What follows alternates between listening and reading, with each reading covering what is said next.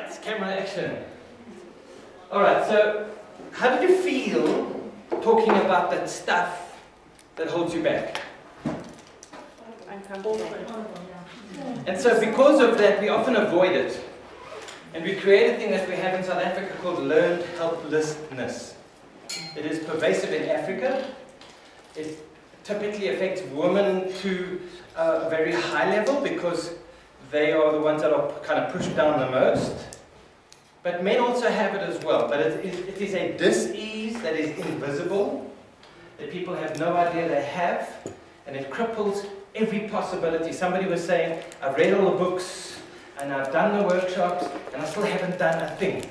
Anybody resonate with that? You've done, your self-help book is a shelf-help book. You know, the shelf, it's like, I have thousands of books, I have millions of hours of CDs, audios, videos, and I'm still like stuck in the mud sometimes, because I don't do what I know I should do. And we know what to do, but we don't do what we know because we don't feel like it. And unless you manage your state, you're never going to step out. You can have all the knowledge in the world, but it's that gap from knowing to doing that is the hardest, most fearful jump. When I was doing my paragliding, you lay out a 14-meter piece of material on the ground and you run like crazy to the edge of the mountain and you inflate it, and hopefully by the edge it's inflated and it'll carry you and now you fly. But I promise you that internal angst of will it happen, will it go, will it work, will I be safe, will I be okay, is paralyzing. Once you've done it once, then it's great. But it's that first step forward that we are so fearful because the internal voice is the thing that blocks us. So I want to blend this morning with some self stuff, but also some external stuff. Is that okay with you? All right. So I'm blessed that I learn instantly. I flew solo at 5.5 hours, the national average is 20 something. I am able to assimilate and take out what works and put it into a recipe, an easily understandable recipe. But knowing doesn't mean doing. When I was 24, Wendy Evans, anybody know Wendy Evans, How to Get Business in 90 Days and Keep It Forever? She was lovely. She loved me. I was like her son's younger son. She was a mentor for me.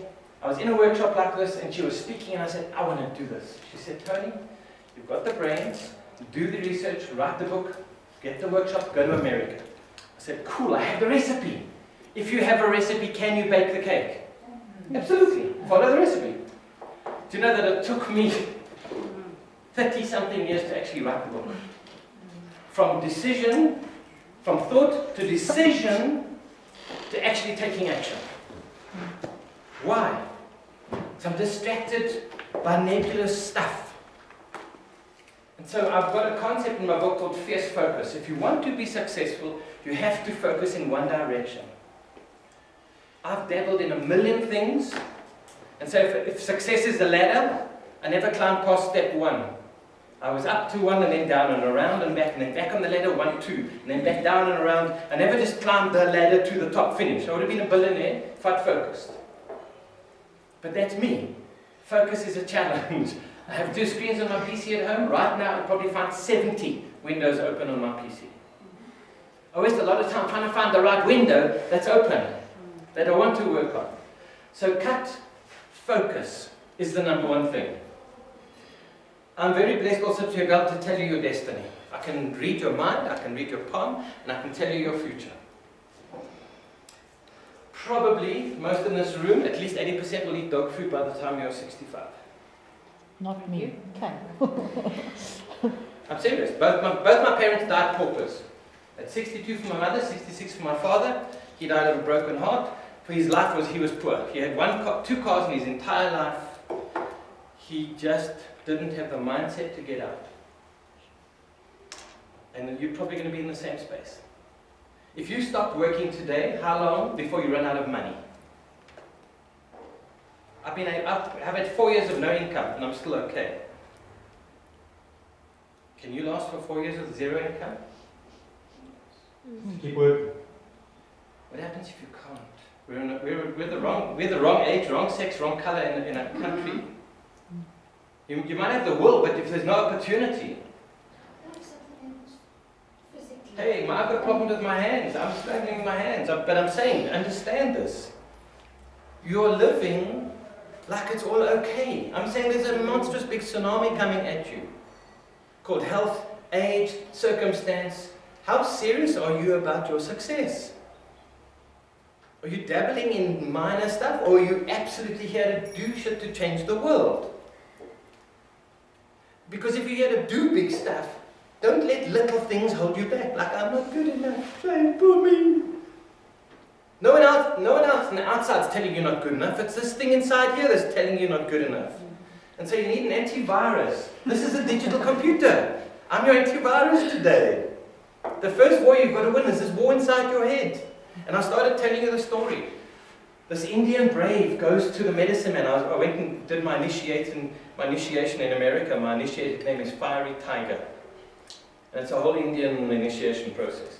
So they talk about this Indian brave who goes to the medicine man and says, "Medicine man, please help me.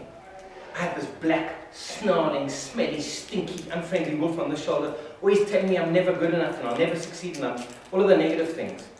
And he says, on this shoulder I have this beautiful, kind, loving, gentle, amazing wolf, uplifting, always telling me how good I am and how much I can succeed. But the problem is they fight the whole time. He says, I have to know which one's going to win because they distract me. And the wise man says, the one that you feed the most. Which wolf do you feed? Consciously or unconsciously? We have 50,000 thoughts a day or more, roughly. How many of those are the same baggage from yesterday? I've just gone through a divorce 4 weeks ago. I'm struggling just to get the anger stuff out of my head, the blame, the programs that are saying like, why, what, how, who, bad. So even though I'm in the business, it's a challenge to manage this biological computer. But you have to find a way, otherwise it will eat you. It will absolutely eat you. And so if you're going to be successful, you've got to do something different. You can't be average. Average is dog food. When I was Boy Scout, we used to go to Hillbrow, I'm talking a long time ago, when it was for old ladies, white old ladies who were living in the flats in Hillbrow. We used to take them food. We used to collect it for scouts. They were eating cat food. Half a tin for breakfast, half a tin for dinner, because it was the cheapest stuff to eat. Do you want to be at the top of this pyramid, or do you want to be at the bottom? Do you think what you are doing right now is going to get you to the top? Guaranteed. What I call success insurance. Then you better do something different. The tsunami is coming. Do you guys have insurance? You pay insurance, life insurance, home insurance, car insurance? Yes. Write down the number that you spend a month on insurance. How much? Life insurance, medical insurance, home, all the insurances for protection. You know the stuff that you're spending on defend. Because insurance is defend for a maybe. In case something happens. You know, it doesn't give you a huge amount. So you got a number, double it. So if it was 4 grand, now it's 8. And add 2 noughts. Got a number? Don't you pay insurance? Nothing. Well, then use their numbers as an idea. Anybody got a number? Vague number? 200,000. 200. 200,000. So you got very low insurance. Yeah. 2 grand a month. No, in fact, 1 grand a month. Okay. Well. No, just monthly insurance, double it, and 2 noughts. Mine's $1 million. That's how much you are going to spend in 10 years on protecting for a maybe.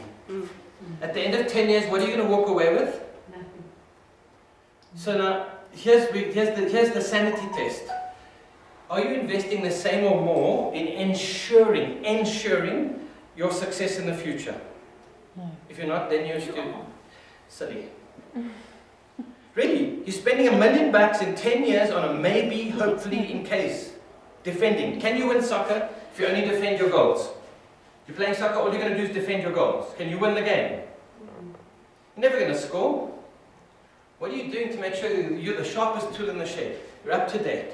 With the right brain, the right coach, the right mentor, the right systems to make sure to ensure success. And this is the thing. I went fishing on the weekend. I spent 5 grand, petrol, accommodation, bait, boat. But I'm too bloody schnook to spend 5 grand for my business on a maybe. So for me, it was what I call a BFO weekend, wake up weekend. I spent 5 on fishing, but how about 5 in your business? On Facebook ads. So, look in the mirror. What do I need to do? What shift do I need to make here? And we're going to set up accountability coaches. So 49 plus 12, none of us make it out of this game alive. So give it your best shot. Swing every time. Take a big swing. Have fun doing a process. But you also have to be the best. Who would like to be a mega millionaire? Oh, yes, please. So here's my question is, are you showing up with the mindset, the attitude, and the skill set and the behaviors that will make that happen? Why not? Stop messing around. Hope maybe one day I'll find my Prince Charming, and I'm hoping for what's a Princess Charming. Get out there and make it happen. If you need to get the knowledge, go and learn it. If you need to get the skill, go and do it. Find somebody that will accelerate your behavior and hold you hard for accountability to take action. We know what to do. You know what your next steps are, but like John was saying, I'm part of Mankind Project. We set up accountability. My book took me 35 years. I wanted to do CDs. We sat in the meeting and I said, by next Thursday I'll have my first CD done. And I shook a hand with my accountability coach. I promise you, because of that accountability, by next Thursday I had the CD done. And we're going to set that up for you guys. So if you're going to compete, your competitors aren't just here in Gauteng or Joburg. I used to be a speaker in Joburg only. That was my competition. Then it was South Africa. Now my competition's the world. And it's a search in Google. Do you know people will make 80% of the buying decision before they even talk to you? It's called ZMOT, Z-M-O-T. Not enough time for that today. ZMOT, zero moment of truth. They are buying, making decisions, making choices, and you as a sales marketing person haven't even had a look in the door up to the 80% level of their decision making yet. So what keeps you awake at night? What are you worried about? What are you concerned about? What is it that has you tied up, scared of stepping out into the world? Cool, shout. What? Not enough money, politics, crime, the dollar, global BS, Trump being president, Zuma stealing. Do you control those things? No. Then what are we worrying about it? If a meteor is going to come and hit you, it's going to come and hit you. Please share insurance. The meteor I'm worried about is insurance won't matter. Well done. And the problem is often those things that keep us awake, what you focus on, you get more of. You attract what you focus on. And Abraham Hicks, Esther and Jerry Hicks is an energy entity channeling called Abraham. And basically the core thing is your vibration, where you live now, will manifest what you're looking for. So you wanted to be the millionaire? Are you vibrating at that millionaire status? Have you got the mindset? Have you got the actions or the behaviors? So we want to have the millions so we can feel good and then we'll do nice things. But we've got to feel good. You've got to walk the talk, feel the feeling. And then you'll do the things that millionaires do and happy and energetic and inspired people do. And then you'll have the things. But it's got to come from this feeling first. You have to manage the state. You have to manage the self-talk. That's where you live and die, with the self-talk. Most people think that money is success. I used to sell Ferraris when I was 21. Guys used to walk in, do you know who I am? They're gold and they're... Who gives a shit who you are? Money is just money. It doesn't make you better than me. So think of one person that's better than you. Write down their name. One person that not... I said write down their name. I didn't say shout out their name. Tony. Who's one person better than you?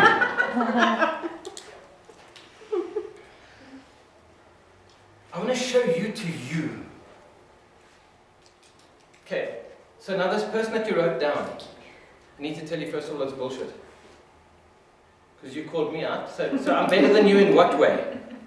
You know, God made me how I am, so I've got bigger muscles, whoopee-doo. But can I have babies? Not You used to. One day soon. But you know, so better, yeah, maybe better at driving a car or working a computer, but you better at sewing or baking or cooking or speaking or making love or passion or, you know, so the problem is we take where someone's better, we put them above us, and we take that one thing and we smash everything else. I saw a nice process. See if I can remember it. I've run out of money, but I'll take a 50. I got a 200. Who wants a 200? Yes, please.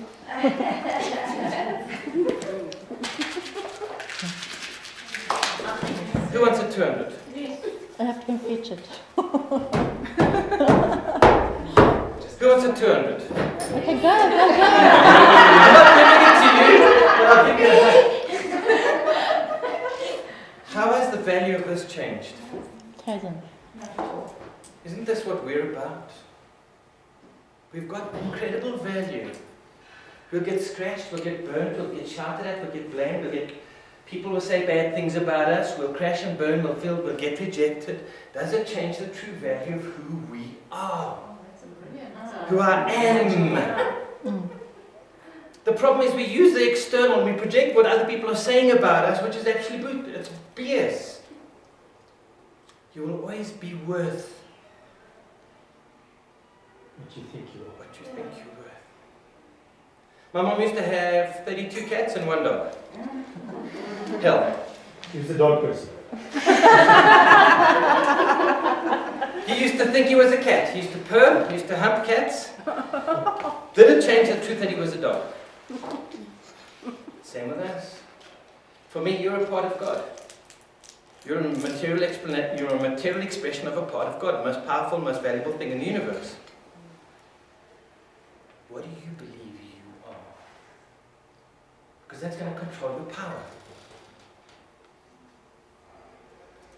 But it's not the truth. The truth is, you're still plugged into the most powerful force in the universe. So what should your I am be? Because I was watching the I ams, and it was I am an accountant. I am, what was it, Solomon? We make I ams about such fragile stuff. What is the one thing other than death that you cannot survive? Other than death? Life. You can't stop now. That you can't, that you won't. If it happened to you, you would not be able to survive. Stop breathing. That's death. Nothing. No food. That's death. Other than death, dying, your soul leaving your body, what can you not survive? Nothing. You are bulletproof. You can, whether it's rape, murder, hijack, robbery, whatever, it might be sore, it might be bloody, it might be hard, it might be painful, but you can survive it. And if you can step up, back onto your feet again, and climb and rebuild again, you're bulletproof. So why are we so scared of somebody saying, oh, I don't like how that dress looks on you? It's okay, John. So I'd like you to all please stand up on your chairs. Stand up on your chairs. Help each other. Stand up on your chairs. Okay. Do you have insurance? Be careful. If you need to help each other, make sure that you're safe. It's scary. No, there's no workman's See, you can't compensation. stand up. Put your arms like this. You should just time up. You should just time up. I don't care what people think. I don't care what people think. Whether I'm a chicken or a duck. But I don't care what people think. I don't care what people think. I don't give a Yes. Clack, clack, clack, clack, clack, clack, clack, clack, clack. Come on, come on, come on, clack, clack, clack.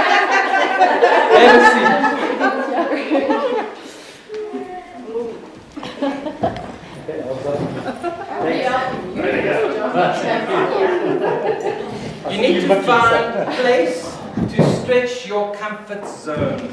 yeah. If you're not living on the edge, you're taking up too much space. Stretch.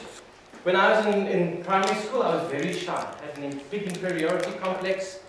I was too scared to go and approach anybody. You know, even if somebody said boo in Cape Town, it would affect me here.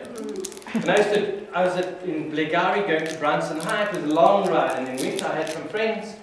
Her name was Glynis, and I used to ride from my house to their house, and I used to get a lift in their car from their car to the other 3/4 way to Bryanston. And I had a crush on Glynis, but I wasn't brave enough to say anything or do anything. And so probably for standard 8, 9, and 10, I sat next to her in the car every morning, and I couldn't. I was a prisoner. You know, we used to have the discos in those days, in the garage. The light would put up the lights and the disco, and the boys would be this side, and the women would be that side. And I'd be sitting, and all the guys, the guys are like, and there's some guys that are brave, they just get up and walk. And eventually I thought, I've got to do this. And so I started walking. Now, what's my brain saying? I'm going to go and ask Linus for a dance. What's my brain saying? What's it focusing on? And I got here, and I turned back. Walk of shame. Walk of shame. Oh, no time. Now all the guys are about 30 years later. I'm coming back from a function, and I just want to unwind because I've been the DJ, so I'm like wound up tight. And I just want to have a drink and unwind, and I walk into this place, and there's Glynis. And so we started chatting. I literally hadn't seen her from my mum took here. So we started chatting, and I had a few more drinks, and I said, you know what? I had such a crush on you at school, but I just wasn't confident enough, or brave enough, or courageous enough to take a step. She said, you know, I used to pray every day that you would actually come and say something to me.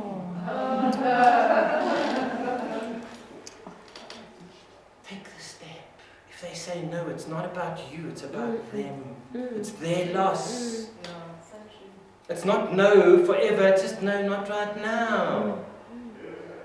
You know, I might come and say, what about it? And she says, no, because I don't like fat men. Shit, I can go home and do some gym in 6 months. I can come back and say, and now? Like Charles Atlas, and now? And no doesn't mean that you're not worth it. Just they're not in the right space to get a yes yet. So keep on coming back. What are you focusing on in your life? Where are you now? What are the things that are driving you, that are getting you to take action? What is it that's kind of your fuel to move you forward? These are 6 core human needs that every human has. Some people only go for connection for they're too scared to go for the love. You know, they've been rejected, and so you've been burnt, and a dog bit you, so you're scared of all dogs. It's crazy.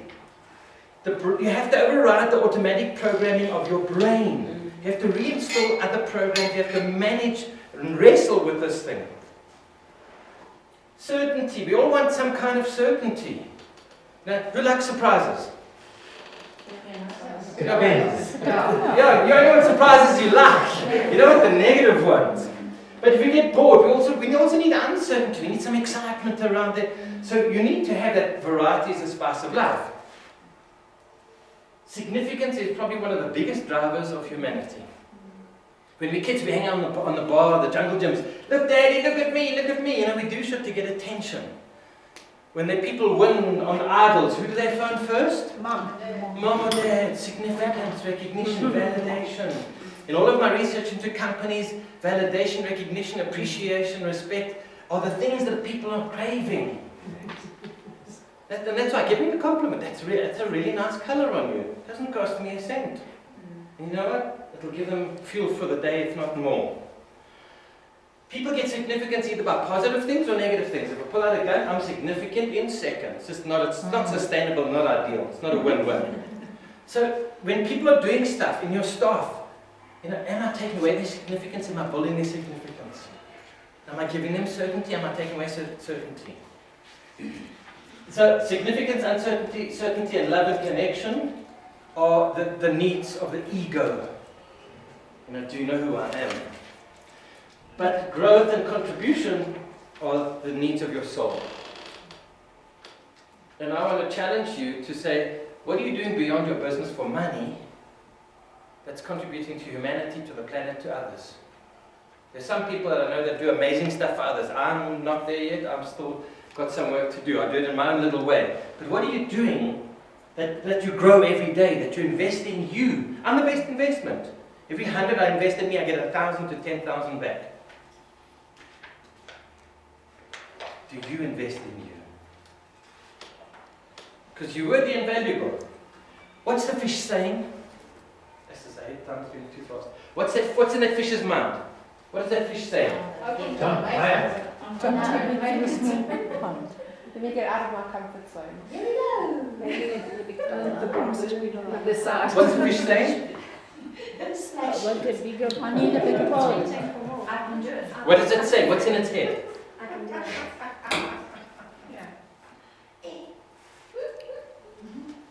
My goal is to also, and I can't do it in this workshop, but to show you what's behind your mask. Because we all have a mask to ourselves even, beyond our social and our workplace mask. But if you can start to understand what is it that fish is saying, will give you an insight to the kind of programs you're running. Know thyself is the #1 rule that you need to get to. Because when you know yourself, you can manage yourself. But we have the constraints, and 99% of the time they're tiny, they're invisible. We make them big. We reinforce them. Neurons that fire together, wire together. You need to have a different song going in your head. I can. People say, I will, or I could. Can you change yesterday? Can you change tomorrow? Where do you have? Now, only now. Before Eckhart Tolle came about, I had the power of now. I had a radio station. Canny Radio started the radio. And my program was the power of now. That's all you have. In fact, we are 1/10 of a second behind now. Because stuff happens, the brain interprets it, sends all the messages in that. So whatever assessments and representations you're making, you're 1/10 of a second behind now. And nothing has any meaning other than the meaning you decide to give to it.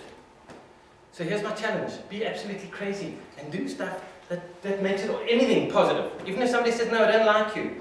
It's cool. 9 no's gets me a very good yes. So be conscious of the meaning-making machine in your life. I love this thing. Do you know if you take a frog, put it in cold water, and you boil it slowly, that it will adjust and accommodate. And it will find a way until eventually the water will get so it will boil and die. The problem is humans are the same. We want to be reasonable. We'll adjust. We'll accept their bullshit. We'll accept their stuff. And so, women with guys and guys with women, I got to a point of 0, no thank you, 5 years, but because we're being reasonable, be fair, be nice, be kind, we have this facade of be a nice person, be a Boy Scout. And so this cage kind of constrains your behavior when it should be saying, no!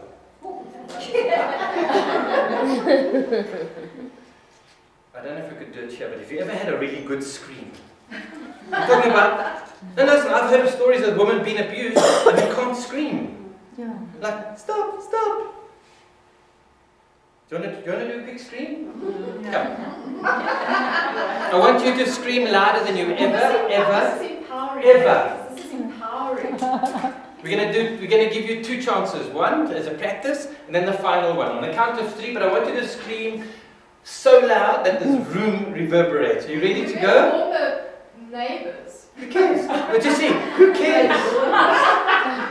But I want you to project and take your power, take your full power, and put it out into the world. We're too scared we're going to affect somebody. All right, are you ready? Yes. 1. Are we doing it together? All together. All together. 1 big loud scream on the count of, so it'll be 1, 2, 3, scream. Okay. 1, 2, 3. About a 5. Double your volume. Clinic after this. But I want you to double your energy rather than be like, stand up. Hands up in the air. Standing, let me tell you, physiology changes your chemical structure and what you can do. Okay, so we're going to go 1, 2, 3 and thing. Okay. 1, 2, 3. Cool.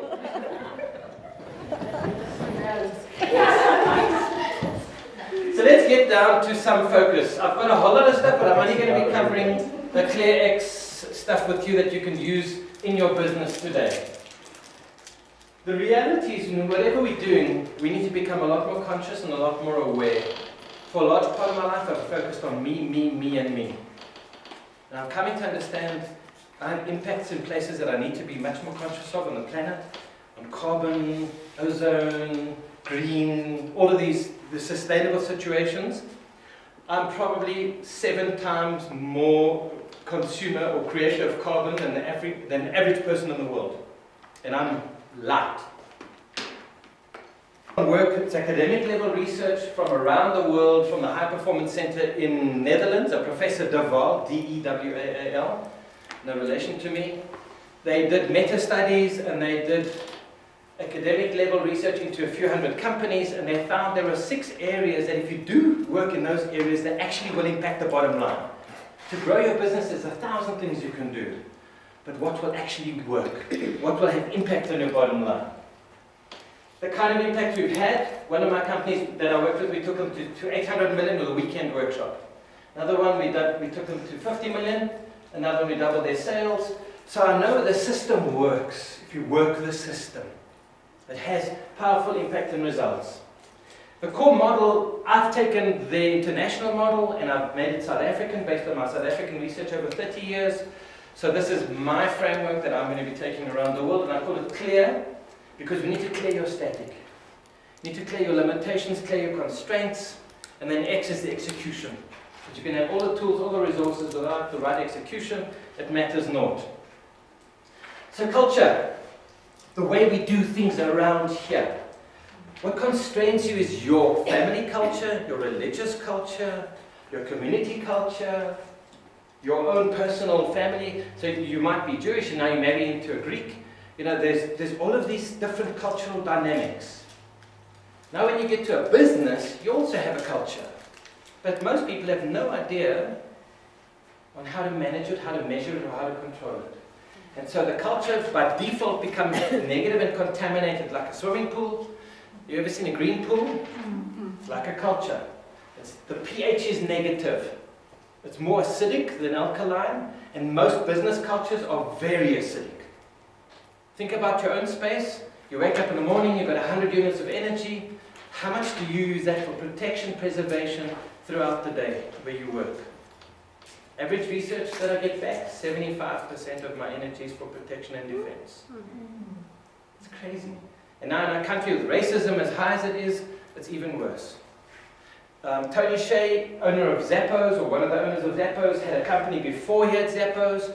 He used to wake up in the morning and say, oh my God, I've got to go to work again. I don't want to. Anybody been there? Bad culture. So culture is like the water. It's not something you see, but it has absolute impact. Up to 60% of your results is based on the culture. When a new person comes into the company, typically, the disengaged, unhappy people will take them aside, and in less than a week, they've learned the culture. They know what goes on, how it goes, who to watch out for, who. They know the whole spiel, because they're sponges. They come in, and they just take it on.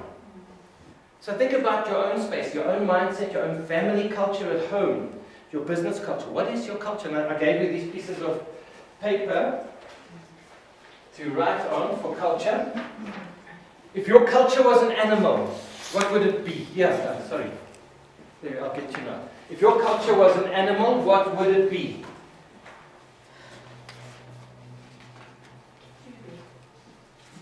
Okay.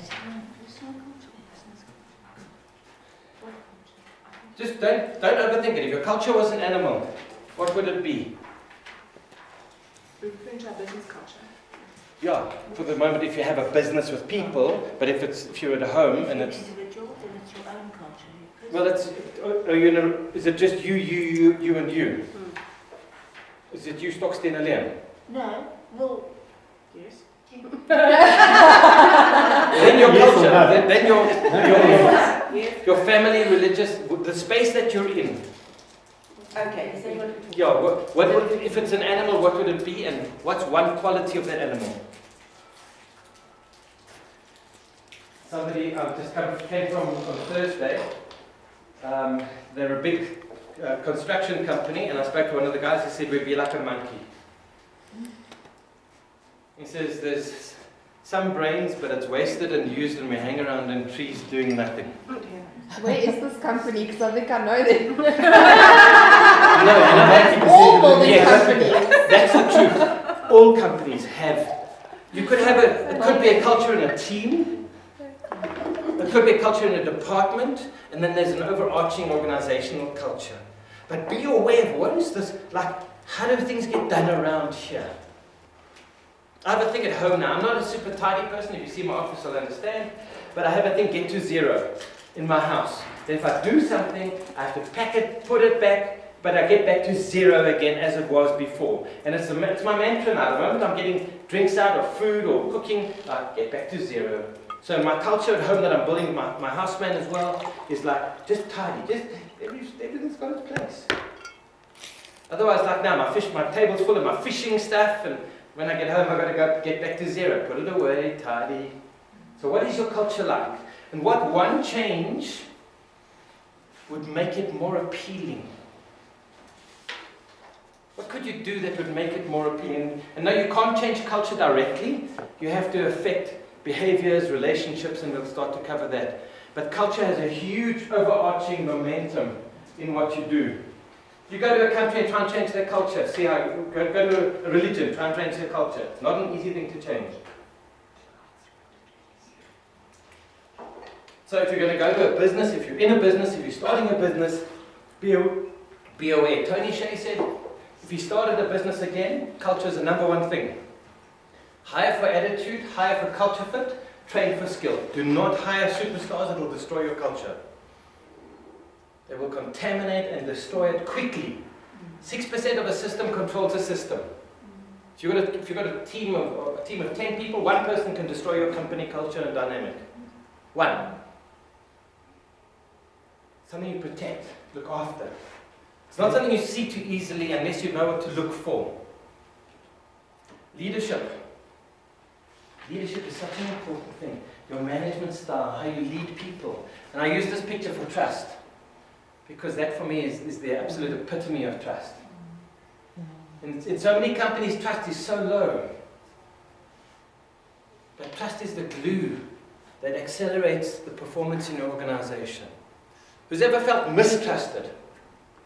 What does it feel like? It's like when somebody doesn't trust you enough. It's like, wow, then, okay, well, just you disengage. Why? So we're not saying trust blindly. Trust with check. Trust with credibility. Trust with competence. So there are a lot of dimensions of trust. But as a leader, it is your goal, if you're the leader of your business, of your team, of your family, to build trust, to highlight how important it is, and if there's a breach in trust, to resolve it quickly. Trust is the glue that attracts and holds. If you don't have it, it's a tax that you're paying that is huge. Engaged. There's a big thing with Gallup now. Are you engaged? This is from Rocky Horror. I love the movie because I saw it like 13 times. And I'm fully in. When I see that movie, I'm there. I know every word of every song when it's playing. But what is the energy that you have in your company? You can walk into companies and you can feel it's like, oh. And it's like, you just feel the dynamic. The others, you walk in and it's like, wow, buzz, there's stuff happening. Engagement is, in South Africa right now, we have the highest levels of disengagement in the world at about 30%. Globally, engaged is about 20%, and the remainder are neutral, just doing what they have to, or disengaged. The disengaged people are the pirates and the criminals and the cancer in your business because they will contaminate others. You cannot just let them go and leave them. You have to find a way to address it, resolve it. Engagement is at least 60 to 70% leadership style, workplace design, but it's controlled by management and leadership. Now, most people are not good self-leaders. But you do have to find a way, going back to that one, to what I call limitless leadership, is to build leadership within your organization like you're doing. You're already delegating down. They may not do it as good as you, perfectly as you, they might do better than you. But it just shows you how we kind of mistrust. Equip people, empower people, give them what they need, and then delegate that they can make the decisions. They're at the coalface. So many people are up here making executive strategy decisions, and at the coalface they're not allowed to make decisions. But that's where the customer is. So you want leadership on every level.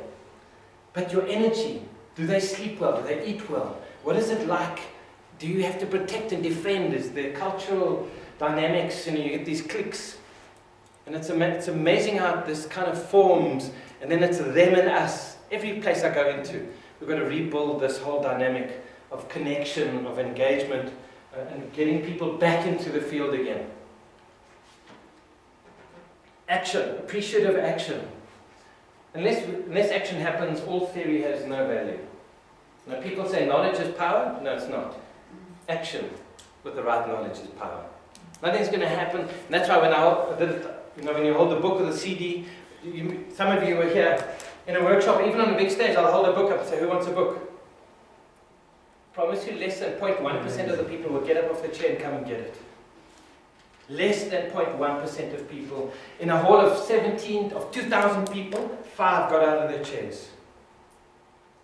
It's the action that's going to make stuff happen. A fiercely focused, what I call swift action, which is what my book is about. But this learned helplessness. Do you know, ever seen an elephant at the circus? Can an elephant break away? Why doesn't it? It's been trained and taught to be helpless. They take an American pike, they put it in a fish tank, they put a dividing glass between it, put the pike on one side and its lovely bait food on the other side, and the pike swims into the glass a few times because you can't see it, it's invisible in the water. I don't know how many times it swims, but eventually it learns, and they're not going to get there. They take the glass out, the pike will die, because it won't eat, even though the fish are swimming right around it, but it has learned, it's installed a program, can't, don't. And that's the challenge in our workplaces, is people have got this learned helplessness. They've tried and tried and tried and they've given up and say, no more, I give up. So you've got to find ways to activate those people, to get them to take baby steps for action, build self-worth, self-esteem, self-confidence, make it easy to succeed, give them recognition, validation, even yourself. I used to play provincial level hockey. If I missed a goal or missed a pass, I'd say, you waste of effing white skin.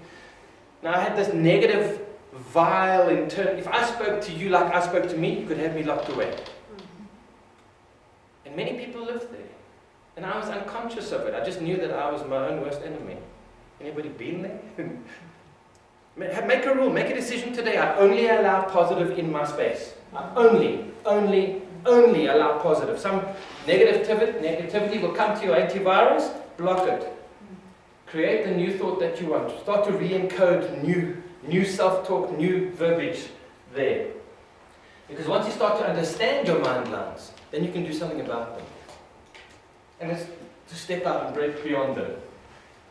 Mindset is the new thing. Skill set has value, but mindset is more important. I'd rather have a team of 10 people with the right mindset that are inspired and motivated than a group of people that have all the knowledge that are demotivated. There are 20 qualities that they've found that make you up to 7 times more valuable. Most people are employing on skill set. Can you do Excel? Can you do this? Can you do that? But they don't understand the mindset that goes behind that. And so you need to find ways, and I've got assessments, but mindset is the new domain of how do we take you and how do you build people that are more valuable to themselves, to the organization. There's a woman, Carol Dweck, she's done a whole lot of work, and what they discovered is how you praise people, specifically kids for her research, controls how they grow up. So if you praise somebody for being clever, so it's not about effort, it's about being smart. You're such a good job, you're such a clever boy, Johnny. The day Johnny can't do it, he's in fear, because he's no longer clever. So they're saying you need to praise people for the effort and the result versus being clever or not clever. So some people, if you know Howard Gardner's intelligences, there are kind of 10 intelligence. Who's musical? Who can play music, play a musical instrument? No. You see, Switch on the I can play the fool, that's it. But there's some people got an ear from middle C, like ding, then they'll know it's like half a hertz off. Some people are good at math, some people are good at gardening. So it's like trying to rate a frog for flying. It's a failure. But in swimming, it's very, very good. And so make sure that when you're praising yourself, just be kind to you. To love and be loved, core human needs. To love and be loved. from today, make the decision. I'm worthy, I'm valuable, and I only allow love in my space. It's hard sometimes. You've got to wrestle with this brain. What's the name of the research? Carol Dweck. Dweck. Dweck, D-W-E-C-K. Carol Dweck. Fixed mindset. So we know now from research that neurons that fire together, that are wired together, we have a thing called neuroplasticity. You can build a muscle, you can build your brain. You can increase your IQ. So they talk about fixed mindset versus the growth mindset. You know, kids that have done work, they give them a puzzle. And they can do it. The kids with a fixed mindset, they say, do you want a harder one? I say, no, I'll do the same one so I can be successful again. So ego is vested in being seen as good and okay. The growth mindset, kids say, yeah, bring it. I love learning. I like discovering new things. So find ways to reprogram A, yourself, B, your kids, C, your family around you and your workers, to build a growth mindset. Support, catch them doing things right versus, you're stupid. And it's one, you can say it once and you can smash a person's identity very, very quickly. And so this whole thing of building a growth mindset is so valuable in succeeding. These are the top 20 qualities of mindset that they found are most wanted by managers in large organizations. So think about for your own business. What are the mindset qualities that will help us be more successful in my business? What kind of qualities do I want for people that are around me? Which do you think is the most important one there? Relationship building. The most important. Choose one, the most vital. Oh, so for each one will be something different. They're all, these are the top 20 that they say, but there's a priority that most of the managers globally are looking for. So I'm saying to you, choose one. Drive. Resilience. The resilience is one that I actually put in, but these are in order: commitment, honesty, trustworthy, adaptability. That's the order that the managers have put them. It is interesting. Accountability. So, but you can take this and do this in a thing in your own workplace and say, for our circumstances, because it's going to be contextually adjustable. But it's so, so important. And then execution, not that execution, but execution. So culture, leadership, energy, action, appreciative action, the right mindsets is all great. But it comes down to where the rubber meets the road, execution. Making stuff happen. Setting up accountability, which is up with the guillotine. Some people have, you make a mistake and they scream and shout, it's not okay to make mistakes. So then people don't even try or don't risk, they don't get creative and innovative. Make it okay to make mistakes as long as you learn. The story goes from Watson. I was part of IBM in the early days, and the guy that started IBM was, I think, a guy called Watson, and one of his managers made a big mistake, but like a $20 million mistake a long time ago, which would be like $1 billion today. And so the guy came to him and he said, I'm sorry, but I'm sure you'll be wanting my resignation now. He said, hell no. We just spent $20 million educating you. You stay. And I just thought that was such a powerful mindset. In how do you handle, how do you make stuff happen? How do you create a culture where people bring their full selves to work? Their head, their heart, and their soul. This is for you personally and for your business and for your relationship. We can predict the success of a relationship, team, or family to a level of 97% accuracy just by this alone. And it is the number of positive to negative interactions, whether it's conversation, whatever it is. Most of us think, well, one positive equals one's negative. Not at all. It takes 3 positive interventions, experiences, interactions, just to neutralize an average negative. A high-performance team or relationship is at least at 5, 6, 7 positives to 1 negative. That's a high-performing team. If you're 12, 13, 15 positives, you're smoking something bad, you're in la la land. You can't get to that far.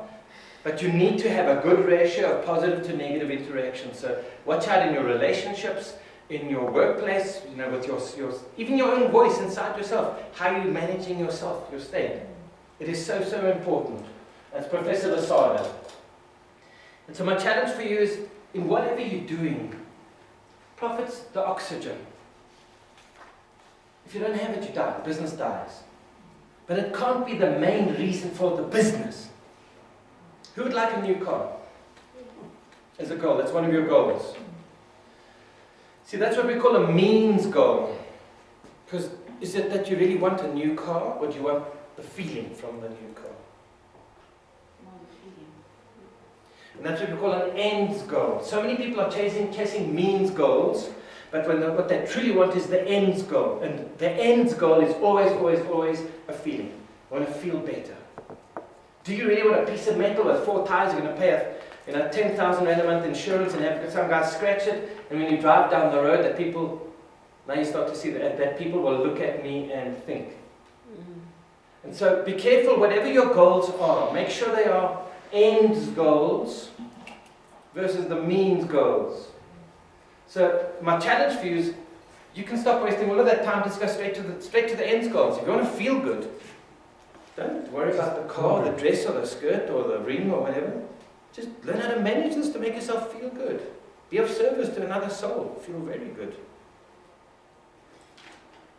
So make sure that you're going for the ends goals and not the means goals. And clarify those things, because I've looked at some of my old goals and they were all like money and cars and houses, but I was looking for security, certainty, recognition, validation.